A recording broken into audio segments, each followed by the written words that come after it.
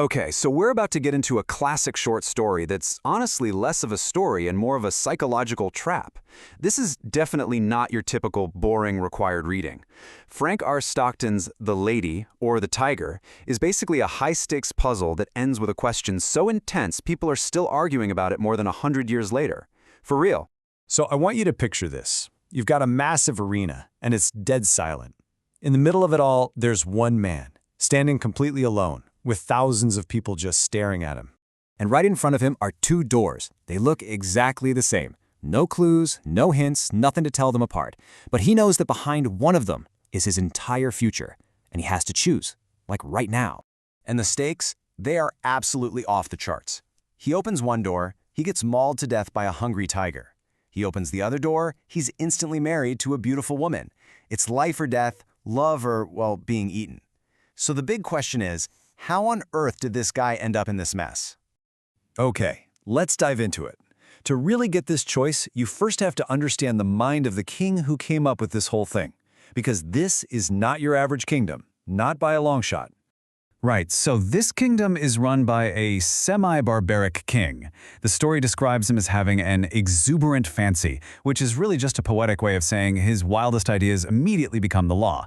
He's powerful, he's creative, and his favorite hobby is basically bending reality to his will. And his greatest invention? This totally bizarre system of so-called justice.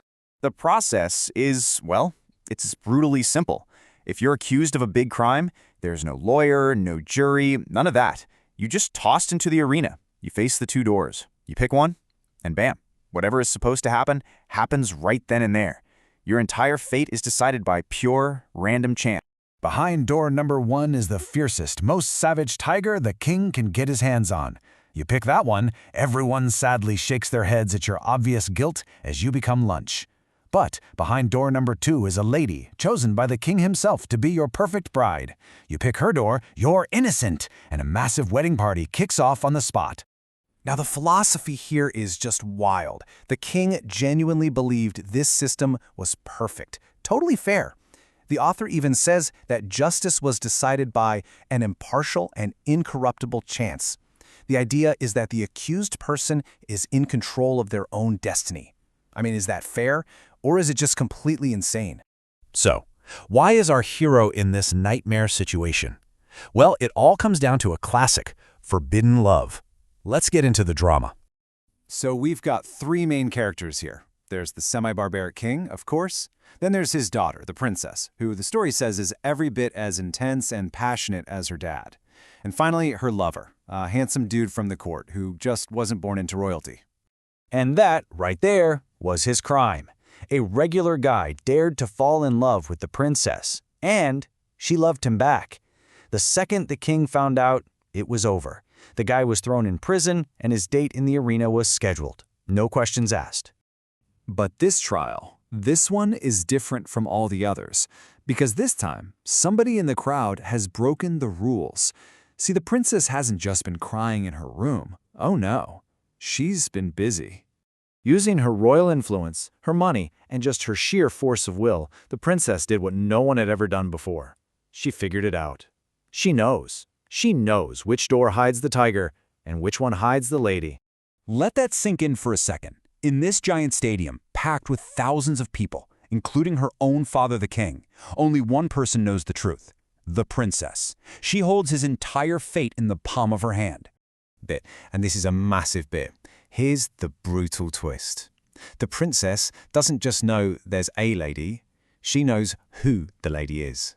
And it's one of the fairest ladies in the court, someone the princess has seen giving her lover maybe a few too many admiring glances. And the princess, with what the story calls her savage blood, absolutely hates this woman's guts. So now everything gets impossibly complicated. We have to try and get inside the mind of this princess, which the author tells us is burning at a white heat with anguish and jealousy. Okay, so on one hand, she's had nightmares about his death. She can see it so clearly. The door swinging open, the tiger leaping out, the screams, the blood. It is a vision of pure horror, and the thought that she would be the one to cause it is just unbearable. But then there's the other vision. The other door opens. He sees this beautiful new bride. A look of pure joy and relief washes over his face as he's married on the spot to her rival, right there, in front of her. And that thought, that vision, makes her want to tear her hair out. So this is her choice. And let's be real, both options are a form of torture for her. Option A, his quick, violent death. Awful, yes, but at least in death he would be hers, waiting for her in the semi-barbaric afterlife. Option B, she saves his life, but she loses him forever to a woman she despises. She would have to watch them be happy together. Which one is worse? So what did she choose? This is the exact moment the story becomes a legend, because the author gives us absolutely nothing. The final call is left entirely up to you, the reader. Let's just walk through these last few seconds again. Her lover walks into the arena. He looks directly at her, and his eyes ask the silent question, which one? He trusts her completely. Without a moment's hesitation, she gives a tiny, quick signal, motioning to the right, and he, trusting her with his life, turns, walks straight to that door, and opens it.